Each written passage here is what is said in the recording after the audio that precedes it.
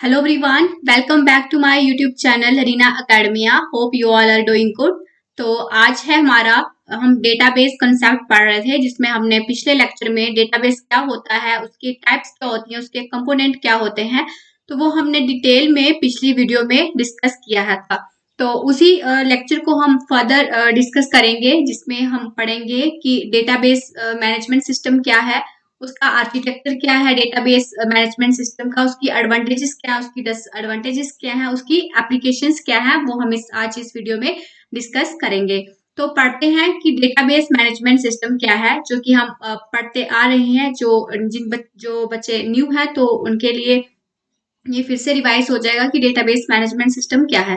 तो a database is a collection of interrelated data and a set of program to retrieve data from a database. देखो, हम पढ़ रहे थे पहले डेटाबेस कि डेटाबेस क्या होता है, और अब क्या है, उस डेटाबेस को किस तरह से मैनेज किया जाता है, वही हमारा क्या है, डेटाबेस मैनेजमेंट सिस्टम है। तो डीबीएमएस क्या होता है, कलेक्शन होता है इंटर रिलेटेड डेटा, मतलब हमारे पास जितना भी डेटा होगा उसका आपस में एक दूसरे के साथ क्या होगा, लिंक होगा। ठीक है, एक दूसरे के साथ क्या होगा, लिंक होगा। It is an organised collection of data viewed as a whole instead of group of separate unrelated file. देखो, सेपरेट अनरिलेटेड मीन्स फाइल, जैसे मान लो मेरे पास 3 एम्प्लॉय हैं, एक राम है, एक श्याम है, और एक मान लो एक अर्जुन है। ठीक है, ये है 3 एम्प्लॉयज। ठीक है, ये तीनों क्या करते हैं, कंपनी में काम करते हैं। अब राम का डेटा कुछ होगा, इसका कुछ फोन फोन नंबर होगा।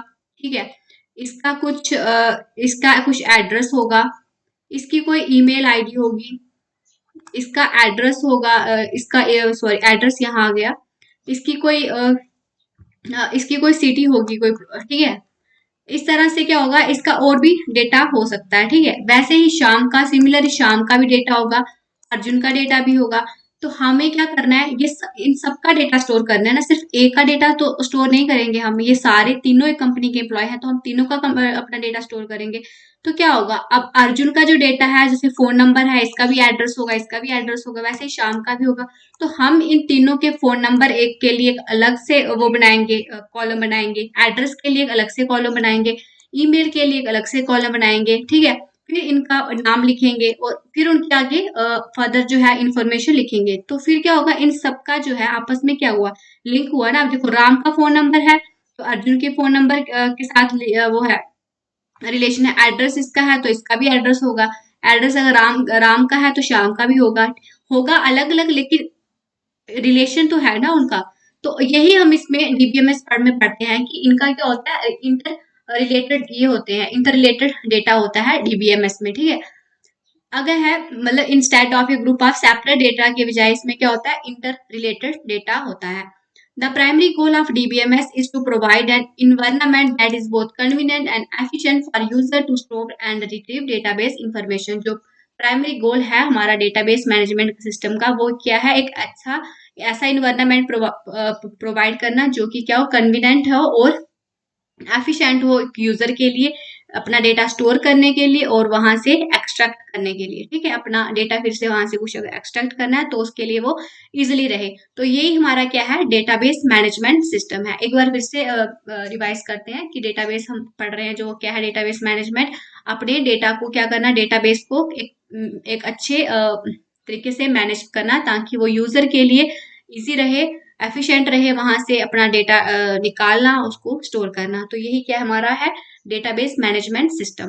तो इसका आगे है, इसकी कुछ एग्जाम्पल हैं, जैसे माइस्क्वेल है, यहाँ इसका भी हम यूज करते हैं अपना डेटा स्टोर करने के लिए। ओरेकल है, फॉक्स प्रो है, डीबीएस है, सीबाइस है, ये सारे क्या है, डेटाबेस अपने जो डेटा है उसको मैनेज करने का, ये सारे जो है ये सॉफ्टवेयर है आगे। The purpose of database management system is to bridge the gap between information and data. जो पर्पस है डेटाबेस मैनेजमेंट का, एक गैप को क्या करना, उसको गैप को रिड्यूस करना, किसमें, इंफॉर्मेशन और डेटा को, मतलब उनके साथ एक लिंक बनाना। अगला है the basic process that are supported by DBMS are. जो मेन बेसिक प्रोसेस है जो डीबीएमएस सपोर्ट करता है वो कौन कौन से हैं। पहला है स्पेसिफिकेशन ऑफ डेटा टाइप्स, मतलब उस डेटा टाइप की स्पेसिफिकेशन, उसका स्ट्रक्चर, उसके constant to be consider in an application, ये सारे उसमें होने चाहिए।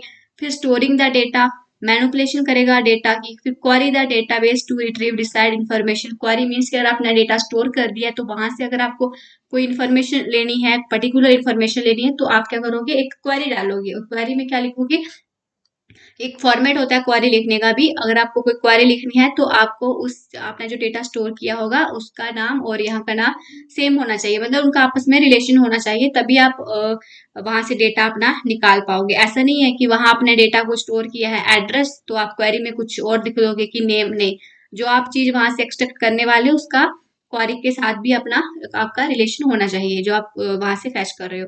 अगला है updating the content of database. अगर आपको अपने डेटाबेस में कुछ अपडेट करना है तो आप वो भी कर सकते हो। अब जैसे आपका रिजल्ट आता है फर्स्ट सेमेस्टर का, सेकंड सेमेस्टर का, तो क्या होता है, हर बार चेंज होता रहता है ना, मॉडिफाई करते हो। फॉर्मेट तो वही रहता है लेकिन मार्क्स आपके चेंज होते हैं, आपके सब्जेक्ट वहां पे चेंज हो जाते हैं। फर्स्ट सेमेस्टर में कुछ और होते हैं, जब आप सेकंड सेमेस्टर में आपके सब्जेक्ट चेंज हो जाते हैं। तो क्या होता है, पहले जो रिजल्ट था वो नहीं रहता, फिर आप सेकंड में जब आप दूसरी बार अपना रिजल्ट चेक करते हो सेकंड सेमेस्टर के लिए, तो आपका डेटा चेंज हो जाता है। तो यही होता है कि हम अपने उस डेटाबेस में कंटेंट चेंज भी अपडेट कर सकते हैं। अगला है आर्किटेक्चर ऑफ डीबीएमएस, जो कि बहुत ही इंपॉर्टेंट है और एग्जाम में यहाँ से डायरेक्ट क्वेश्चन आता है कि डीबीएमएस का आर्किटेक्चर मतलब कि हमारा जो डीबीएमएस है, डेटाबेस मैनेजमेंट सिस्टम है, उसकी डिजाइनिंग कैसी होती है, एक्चुअली वो में वर्क कैसे करता है, बैकएंड में उसका कैसे वो काम करता है, उसकी किस तरह से डिजाइनिंग की रहती है। तो क्या होता है, डीबीएमएस में बेसिकली 3 लेवल होते हैं जो आर्किटेक्चर में। पहला है हमारा इसमें इंटरनल लेवल, दूसरा है हमारा कंसेप्शनल लेवल और थर्ड है एक्सटर्नल लेवल। ये है आर्किटेक्चर ऑफ डीबीएमएस के 3 लेवल जिसको हम डिटेल में डिस्कस करेंगे। पहला आते हैं इंटरनल लेवल। इंटरनल लेवल क्या होता है, ये क्या, it is the lowest level of data abstraction that deal with the physical representation of database on the computer.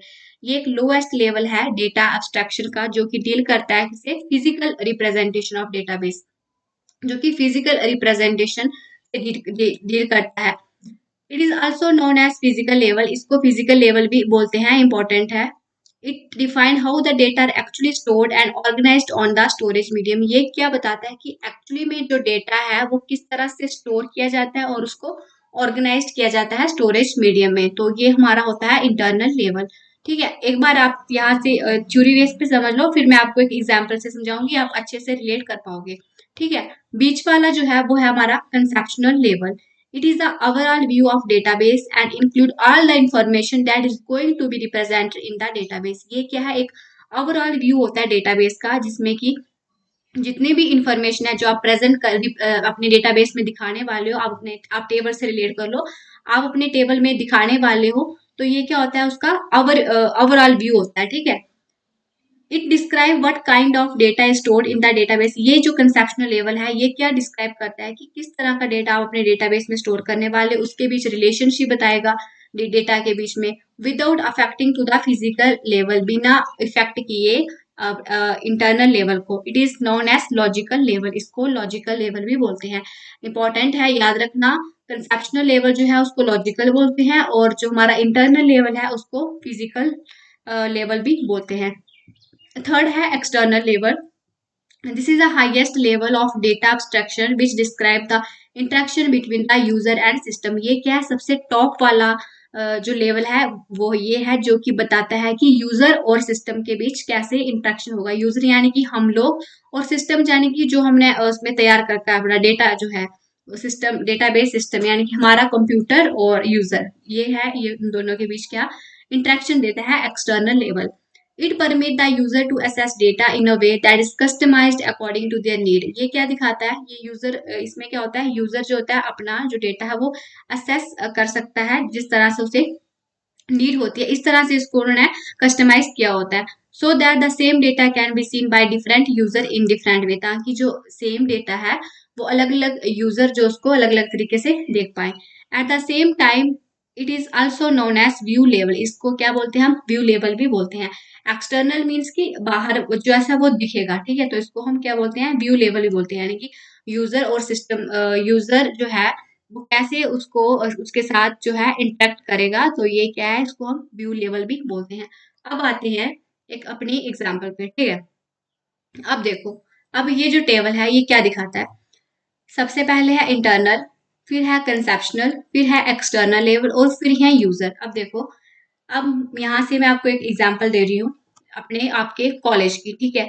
College में आपके क्या होंगे, एक यूजर वन, मान लो ये कोई स्टूडेंट है, ये मान लो कोई टीचर है, यूजर टू कोई टीचर है आपके कॉलेज का, और थर्ड है मान लो ये कोई टेक्निकल टीम है जो आपकी उसका मेंबर है, और ये मान लो कोई प्रिंसिपल है, ठीक है, उस कॉलेज का डायरेक्टर है या प्रिंसिपल है, कुछ भी मान लो, ठीक है। मैं यहाँ पे दे देती हूँ ये स्टूडेंट है, यहाँ पे मैं लिख देती हूँ, ये कोई फैकल्टी है कॉलेज की, ये है कोई टेक्निकल टीम का मेंबर है, और ये है आपका कोई प्रिंसिपल है कॉलेज का, ठीक है। तो क्या होगा, अब क्या होगा, ये जो एक्सटर्नल लेवल है, ये कंसेप्शनल लेवल है, ये इंटरनल लेवल है, और ये स्टोरेज है। अब आपने देखा होगा कि आपके जो कॉलेज है वो भी क्या है, डेटाबेस, उसमें भी आपका आपके कॉलेज की जो वेबसाइट है उस पे भी आपका क्या रहता है, डेटा स्टोर रहता है, आपके टीचर्स का डेटा स्टोर रहता है, आपकी टीम, आपकी जो टेक्निकल टीम है कॉलेज का जो भी है मेंबर है वहां पे उसका डेटा रहता है, फिर प्रिंसिपल का डेटा, उसकी क्वालिफिकेशन क्या है उनका, मतलब ये सारी चीजें वहां पे रहती हैं, ठीक है। तो क्या होगा, अब आप देखते हो कि आपका जो रिजल्ट आता है जब, ठीक है, आपका जब रिजल्ट आता है तो स्टूडेंट क्या करता है, अब कॉलेज की वेबसाइट पे जाता है, कॉलेज की वेबसाइट पे जाता है, और जो वो जो वेबसाइट है वो क्या है, एक्सटर्नल लेवल है, कि यूजर यानी कि वो स्टूडेंट हो गया, वो टीचर हो गया, वो कुछ कोई भी हो सकता है, ठीक है, कि वो जो स्टूडेंट है वो उस जो वेबसाइट है, वेबसाइट उसके लिए क्या है, वेबसाइट से तो वो सीधे एंट्री डालेगा और वो उसको दिख जाएगा उसका जो रिजल्ट है, तो वेबसाइट क्या होगी, उसका एक्सटर्नल लेवल होगा, ठीक है, जैसे उसका रिजल्ट दिखेगा, ठीक है, जैसे वो सर्च करेगा जिसके लिए, तो वो उसको वो दिखा देगा, ठीक है। तो स्टूडेंट क्या करेगा, स्टूडेंट मान लो उसको अपना रिजल्ट देखना है तो अपना वो मार्क्स, अपना रोल नंबर डालेगा, अपनी डेट ऑफ बर्थ निकालेगा तो वो रिजल्ट देख सकता है। वैसे ही अगर किसी फैकल्टी को कुछ डेटा देखना है तो वो क्या कर सकता है, वो भी इस तरह से उसका भी कोई आईडी होगी, आईडी होगी उसके फैकल्टी की जो उसके कॉलेज के द्वारा बनाई गई होगी, तो वो अपनी आईडी के थ्रू इंफॉर्मेशन ले सकता है। वैसे ही टेक्निकल टीम का होगा, वैसे ही प्रिंसिपल का भी होगा, उसी वेबसाइट पे सबका अलग अलग से कहीं ना कहीं वो दिया होगा कि हाँ ये टीचर के लिए है पेज है, ये स्टूडेंट के लिए पेज है, ये टेक्निकल टीम का पेज है उसको अपनी डिटेल जानने के लिए। तो वैसे ही अब हर एक यूजर का क्या है, अलग अलग अपना एक्सटर्नल लेवल होगा, ठीक है। अब कई बार क्या होता है, स्टूडेंट जो है सिर्फ अपना डेटा दे सकता है, स्टूडेंट जो है प्रिंसिपल की कोई पर्सनल इंफॉर्मेशन या कुछ ऐसा वहां नहीं देख पाएगा, या जो टीचर है वो टेक्निकल टीम का नहीं दे सका, या टेक्निकल ये नहीं दे सकता, ठीक है। इन सबका क्या अपना अपना वो है, अपना अपना है। तो कंसेप्शनल लेवल में क्या आ जाएगा फिर, ठीक है, ये मैंने आपको बता दिया कि एक्सटर्नल लेवल में क्या होता है, कि आपको जो वेबसाइट है या आपका जो आपने आपने जो सर्च किया, आपको जो वहां से आउटपुट मिला, जो आपने वहां पे देखा, वो क्या हुआ आपका लिए, आपका एक्सटर्नल लेवल हुआ कि आपको इन्फॉर्मेशन किस तरह से दिखी गई, ठीक है। लेकिन उसके बैकएंड में क्या होगा, आपको जो इन्फॉर्मेशन दिखी, यानी आपको मार्क्स दिखे, स्टूडेंट को ले लो, यानी कि उसने अपने मार्क्स देखे, एक पर्टिकुलर सब्जेक्ट के अलग अलग मार्क्स थे, उसका सीजीपीए आया, तो वो जो सारा था वो कहीं पे स्टोर हुआ होगा। हर एक स्टूडेंट क्या देखता है, हर एक स्टूडेंट जो है उसको अपना अपना रिजल्ट दिखा होगा ना। अब 10 स्टूडेंट हैं, सबकी अलग अलग आईडी होगी कॉलेज की, ठीक है, अलग अलग डेट ऑफ बर्थ डालेंगे, सबका अलग अलग रिजल्ट आएगा। तो ये सारे क्या है, अलग अलग लेवल है, उनको सबको अलग अलग दिखेगा अपना अपना रिजल्ट, ऐसा नहीं है कि एक ही रिजल्ट सब सारे स्टूडेंट को दिखेगा, सबका अलग अलग दिखेगा। तो कंसेप्शनल लेवल में क्या होगा, कंसेप्शनल लेवल में कि जो वो डेटा देख रहा है स्टूडेंट, जो भी स्टूडेंट्स टीचर अपना डेटा देख रहे हैं वहां पे, तो वहां पे क्या होगा कंसेप्शनल लेवल में, इस लेवल में क्या होता है, जो भी डेटा दिखता है उसको ऑर्गेनाइज्ड किया रहता है, यानी कि उसके साथ जितने भी रिलेशन बनते हैं उस डेटा के साथ, तो वो यही यहाँ पर कंसेप्शनल लेवल में डिस्क्राइब किए होते हैं। जैसे कि मान लो कोई स्टूडेंट हैं, 10 स्टूडेंट हैं सीएस डिपार्टमेंट के, तो उनके सब्जेक्ट तो सेम होंगे, ठीक है, सब्जेक्ट मैक्सिमम के सेम होंगे, तो सब्जेक्ट तो सेम होंगे, सब्जेक्ट के साथ तो रिलेशन जो है वो सबका कॉमन रहेगा, लेकिन जो मार्क्स उन्होंने गेन किए होंगे वो अलग अलग हो सकते हैं। तो कंसेप्शनल लेवल में यही यही क्या होता है, सिंपल सी बात है, कंसेप्शनल लेवल में क्या होता है, जो भी डेटा होता है उसको क्या क्या होता है, उसको मतलब वहां पे रिप्रेजेंट किया होता है, ठीक है। और इंटरनल लेवल में क्या क्या होता है, कि ये जो कंसेप्शनल लेवल है और जो एक्सटर्नल है, इसको जो ये कंसेप्शनल लेवल है यहाँ पे डेटा क्या होता है, बिखरा पड़ा होता है, ठीक है, इसका काम ही यही होता है, सिर्फ डेटा को बनाना, डेटा को वहां पे इंटर करना। और इंटरनल लेवल क्या करता है, फिर इस कंसेप्शनल लेवल को एक अच्छे ऑर्गेनाइज्ड फॉर्म में दिखाता है, ये काम होता है इंटरनल लेवल का। आप यहाँ देख लो, यहाँ पे कंसेप्शनल लेवल में कि यही दिखाता है कि कौन सा डेटा दिखाना है, उसके बीच रिलेशनशिप एस्टेब्लिश करना। तो ये सारा कंसेप्शनल लेवल पे होता है। इंटरनल लेवल क्या करता है, फिर इसको अपने तरीके से ऑर्गेनाइज करता है, फिर उसके बाद उसको स्टोर कर देता है। तो ये होता है हमारा आर्किटेक्चर ऑफ डीबीएमएस। एक बार फिर से मैं बता देती हूँ, आपको समझ नहीं आया होगा इतना। तो देखो क्या होता है, एक इंटरनल लेवल होता है, एक कंसेप्शनल लेवल होता है, एक एक्सटर्नल लेवल होता है। एक्सटर्नल लेवल मतलब जैसे आपको वो दिखेगा रिजल्ट आपका। कंसेप्शनल लेवल में कि जो डेटा आपको दिख रहा है उसको कहीं बैकएंड में क्या किया होगा, वो डेटा कहीं डाला होगा, उसके साथ उसका रिलेशन बनाया होगा, एस्टेब्लिश किया होगा। तो ये सारा कंसेप्शनल लेवल में होता है। और फिर उस जो डेटा और रिलेशनशिप जो बनाया होता है, फिर ये क्या करेगा, इंटरनल लेवल उसको ऑर्गेनाइज्ड फॉर्म में करेगा। ठीक है, उसको ऑर्गेनाइज्ड फॉर्म में दिखाएगा और फिर वो वैसा ही यूजर को दिखेगा। तो ये होता है हमारा आर्किटेक्चर ऑफ डीबीएमएस। होप आपको कुछ समझ आया होगा। ठीक है, अब आगे चलते हैं। एडवांटेजेस क्या है डीबीएमएस की। पहला है रिडक्शन इन डेटा रिडेंसी। मीन्स की डेटा रिडेंसी क्या हो गया, मीन्स की एक डेटा जो है, मान लो एक डेटा है जो वो बार बार उसको हम उसमें नहीं कर सकते, यानी डेटा रिडेंसी क्या होती है, कम होती है। मतलब रिपीटिशन होना डेटा की वो डीबीएमएस में कम होती है। The duplication of data refer to data redundancy, मतलब डुप्लीकेशन होना, एक ही डेटा, मतलब एक डेटा लिख दिया बार बार आप अगर और भी कहीं है तो वो उसको रिड्यूस कर देगा। DBMS can not make separate copy of same data. DBMS क्या करता है, अलग से कॉपी नहीं बनाती है, एक ही डेटा को वो फर्दर जो है वो नहीं इंक्लूड करता है। All the data is kept at a place at different application refer to data from centrally control system. ठीक है, ये होता है एडवांटेजेस। क्या आता है कि डेटा रिडेंसी इसमें कम हो जाती है। बेटर इंटरेक्शन होता है यूजर के साथ। In DBMS the availability of update information improve the data to be access और respond as per user request. इसमें क्या होता है, बेटर इंटरेक्शन क्या होता है कि जो अवेलेबिलिटी होती है, अपडेट जो इंफॉर्मेशन होती है वो इम्प्रूव करती है डेटा को, ताकि वो यूजर की जो रिक्वेस्ट होती है उसको इजिली रिस्पॉन्ड कर सके। मतलब अच्छा इंटरेक्शन रहता है यूजर का। अगला इंप्रूवमेंट होती है डेटा सिक्योरिटी में। DBMS can allow the means of access to database through the authorised channel to ensure security. DBMS provide security user name and password. इसमें क्या होता है, सिक्योरिटी भी डीबीएमएस में रहती है, जिसके लिए आपको यूजर नेम और पासवर्ड दिया रहता है। अगला है मेंटेनेंस ऑफ डेटा इंटीग्रिटी, मतलब डेटा जो इंटीग्रिटी है उसको मेंटेन रहती है। Data integrity ensure the data of database is accurate. Data integrity क्या इंश्योर करती है, ताकि जो डेटा है डेटाबेस का वो एक्यूरेट हो। इन DBMS data is centralised and used by many user eight A time. DBMS में डेटा हमारा सेंट्रलाइज्ड होता है और उसको बड़े सारे यूजर एट अ टाइम देख सकते हैं। It is essential to enforce integrity control. ये क्या है, जरूरी है क्या करने के लिए, इंटीग्रिटी इन्फोर्स कंट्रोल करने के लिए। अगला है ईज ऑफ एप्लीकेशन डेवलपमेंट, कि एप्लीकेशन अगर हमें बनानी है तो ये डीबीएमएस इजिली रहता है। The application programmer need to develop the application program according to the user need. इसमें क्या होता है कि जो एप्लीकेशन जो डिजाइन करने वाला होता है, तो वो क्या होता है, यूजर की नीड के अकॉर्डिंग इसमें एप्लीकेशन बना देता है। The other issue like concurrent access security data guarantee एटस्ट are handle by database itself. लेकिन जो अदर इशू जैसे कंकरेंट एक्सेस हो या सिक्योरिटी डेटा इंटीग्रिटी है, वो डेटाबेस क्या करेगा, उससे हैंडल करेगा। This makes the application development and easier task. ये क्या करेगा, जो एप्लीकेशन बनाएगी उसको एक इजियर टास्क ये बन जाता है। बैकअप एंड रिकवरी, इसमें क्या होता है, the DBMS provide backup and recovery subsystem that is responsible to recover data from hardware and software failure. DBMS क्या करता है, हमें रिकवरी और बैकअप का ऑप्शन प्रोवाइड करता है। अगर हमारा डेटा कहीं पे लॉस्ट हो जाता है तो हम अपना डेटा क्या कर सकते हैं, फिर से बैकअप और रिकवर कर सकते हैं। अगला है इसकी डिसएडवांटेज। अब एडवांटेजेस पढ़ ली, डिसएडवांटेजेस क्या हुई इसकी, कि cost of hardware and software, की इसकी जो एक processor with high speed of data processing and memory of large size is required to run the DBMS software. एक हाई स्पीड प्रोसेसर और एक अच्छी मेमोरी साइज जो होती है डीबीएमएस को रन करवाने के लिए जरूरी होती है। It means that you have to upgrade the hardware used for file based system. Similarly database software is also very costly. क्या होता है कि अगर आपको अपना डीबीएमएस सॉफ्टवेयर को रन करवाना है तो आपको एक अच्छी स्पीड की डेटा प्रोसेसिंग की रिक्वायरमेंट होती है, एक लार्ज मेमोरी की रिक्वायरमेंट होती है। इस कारण ये क्या होता है, एक कॉस्टली सॉफ्टवेयर हमारे लिए बन जाता है। तो ये क्या है, इसकी पहली डिसएडवांटेजेस है।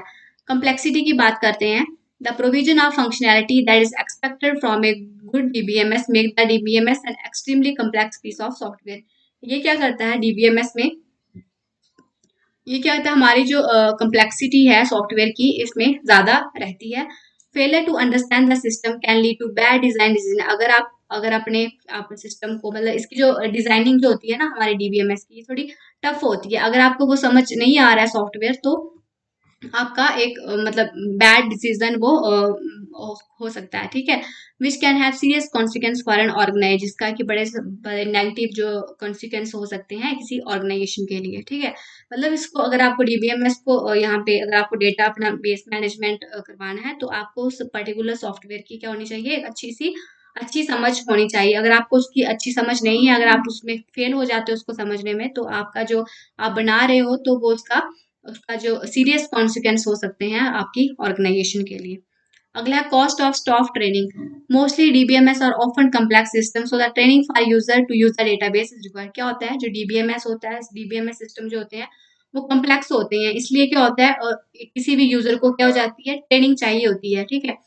The organisation has to pay lot of amount for the training of staff to run the DBMS. और किसी भी ऑर्गेनाइजेशन को क्या करना है, बड़े सारे अमाउंट चाहिए होता है अगर किसी स्टाफ को ट्रेन करना है, ताकि वो अच्छे से हमारा डीबीएमएस रन करवा सके। देखो क्या होता है ना, cost of training staff means की डीबीएमएस जो होता है ना वो थोड़ा समझने में मुश्किल होता है, तो उसके लिए क्या चाहिए, अच्छे अच्छे वो चाहिए, ट्रेनर चाहिए। ट्रेनर क्या करेंगे फिर, फीस वो करेंगे, मांगेंगे कि हाँ इतनी फीस होनी चाहिए, इसलिए ये थोड़ा क्या हो जाएगा फिर कॉस्टली हो जाएगा, ठीक है। मतलब ट्रेनिंग जो होती है इसकी थोड़ी कॉस्ट ज्यादा रहती है स्टाफ की में। Appointing technical staff, the train technical person such as database administrator application program at store required to handle the database. अब इतना सारा डेटाबेस है, कोई नॉर्मल इंसान तो नहीं कर पाएगा। हर बंदा क्या करेगा, जो ये डेटाबेस करते हैं, कोई कंसेप्शनल लेवल पे कोई काम करेगा, इंटरनल लेवल पे कोई काम करेगा, एक्सटर्नल लेवल पे कोई काम करेगा, जो हमने आर्किटेक्चर में पढ़ा। तो हर एक लेवल में अलग अलग जो है पर्सन वो काम करेंगे। अब एक ही पर्सन टेक्निकल नहीं देख, कंसेप्शनल लेवल नहीं देखेगा, इंटरनल नहीं देखेगा, एक्सटर्नल नहीं देखेगा, नहीं, हर जो इंसान है वो अलग अलग अपना अलग अलग लेवल पे काम करेंगे, ठीक है। You have to pay lot of amount to this person, और इसलिए आपको बड़ी सारी क्या करनी पड़ेगी इसमें, ज्यादा, जितने ज्यादा पर्सन होंगे उतनी ज्यादा अमाउंट पे करनी पड़ेगी आपको। There for the system cost increase, इसलिए जो सिस्टम की कॉस्ट है वो क्या जाती है, बढ़ जाती है। Database failure, in most of the organisation all data is integrated into a single database. बड़ी सारी ऑर्गेनाइजेशन में जो डेटा होता है वो एक ही सिंगल डेटाबेस पे रहता है। लेकिन अब क्या होता है, हम अपने डेटाबेस को अलग अलग जगह पे स्टोर करते हैं, ताकि अगर एक जगह से फेल हो जाए तो हम उसको दूसरे से वहां से बैकअप कर सके। If database is corrupted due to power failure or it is corrupted on storage media, then our valuable data may be lost or whole system stop. क्या होता है कि अगर आपने एक ही जगह पे अपना डेटा स्टोर किया हो, तो कई बार क्या होता है, हमारा जो सिस्टम है अगर वो करप्ट हो जाता है, तो आपका डेटा भी क्या हो जाएगा, लॉस्ट हो जाएगा, ठीक है। इसलिए हम क्या करते हैं, बड़ी बड़ी ऑर्गेनाइजेशन होती है वो एक जगह अपना डेटा स्टोर नहीं करती हैं। अपनी कंपनी के एम्प्लॉय का जो डेटा है, जो भी उनका डेटा है, वो एक जगह नहीं स्टोर करती हैं, वो उसको एक और जगह पे भी स्टोर कर देती हैं, ताकि अगर एक जगह पे उनका डेटा लॉस्ट हो जाए तो वो दूसरे से उसको वहां से असेस कर सके। तो ये थी इसकी डिसएडवांटेजेस किसकी, डीबीएमएस की। अब एप्लीकेशंस क्या है, एप्लीकेशंस तो इसकी ढेर सारी हैं कि कहाँ कहाँ पे इसका यूज होता है। बैंकिंग में इसका यूज होता है, अलग अलग आप कस्टमर इंफॉर्मेशन होती है, account, loan, other banking transaction, यहाँ पे इसका रिकॉर्ड रहता है। रिजर्वेशन में आप देखते हो, यूनिवर्सिटी में जो मैं आपको पढ़ा रही हूँ स्टूडेंट, ये सब क्रेडिट कार्ड ट्रांजैक्शन, इसमें भी क्या है, एप्लीकेशन है, मतलब डीबीएमएस का यूज होता है, ठीक है। अगर टेलीकम्युनिकेशन में, for keeping record of call made, generating monthly bill, यहाँ पे भी आपको यहाँ भी बात आई ना डेटा को स्टोर करने की, डेटा को मैनेज करने की। तो यहाँ पे क्या है, डीबीएमएस वो क्या है, उसकी एप्लीकेशन, वहां पे डीबीएमएस यूज होता है। अगला फाइनेंस हो गया, सेल्स हो गया, तो इस सारे में यहाँ पे डीबीएमएस का यूज होता है। अब बैंकिंग में है, इतने सारे एम्प्लॉयज है, उनका डेटा है, उसको स्टोर करो, मैनेज करना, वहाँ पे यूज होगा। रिजर्वेशन है, यानी कि आप मान लो टिकट्स करते हो, एरोप्लेन्स की करते हो या ट्रेन की करती हो, तो इतने सारे लोग टिकट कर रहे हैं, उन सबका डेटा मैनेज करना, रिजर्वेशन हो गया। यूनिवर्सिटी में हो गया, स्टूडेंट का कोर्स जो भी है। क्रेडिट कार्ड में हो गया, वैसे ही टेलीकम्युनिकेशन में हो गया, आपके मंथली बिल्स हो गए, आपका रिचार्ज हो गया, तो उसको भी मेंटेन करके रखना, मैनेज करके रखना, क्योंकि इतने सारे लोग कर रहे हैं, तो उन सबका डेटा जो स्टोर करना है। फाइनेंस हो गया, सेल्स में, तो इन सब में क्या होता है, हमारा डीबीएमएस का यूज होता है। तो ये था हमारा डीबीएमएस, जिसमें मैंने आपको बताया डेटाबेस मैनेजमेंट सिस्टम क्या होता है, फिर हमने इसका पढ़ा, आर्किटेक्चर पढ़ा डीबीएमएस का, देन हमने इसका एडवांटेजेस पढ़ी, फिर हमने इसकी डिसएडवांटेजेस पढ़ी और फिर लास्ट में हमने इसकी एप्लीकेशन को डिस्कस किया। तो ये था हमारा डीबीएमएस, जो कि मैंने इसका आपको ओवरव्यू अच्छे से एक्सप्लेन कर दिया है। अगली वीडियो में हम रिलेशनल डेटाबेस पढ़ेंगे, कुछ टर्म्स पढ़ेंगे, डेटाबेस से रिलेटेड कीज पढ़ेंगे जो कि बहुत इंपॉर्टेंट है, और फिर एंटिटी ईआर मॉडल है, फिर डेटाबेस लैंग्वेज है, कुछ टर्म्स हैं, और ये हम अगली वीडियो में डिस्कस करेंगे। तो आपको ये वीडियो कैसा लगा? अगर अच्छा लगा तो वीडियो को लाइक, शेयर और सब्सक्राइब जरूर करना। Thanks for today.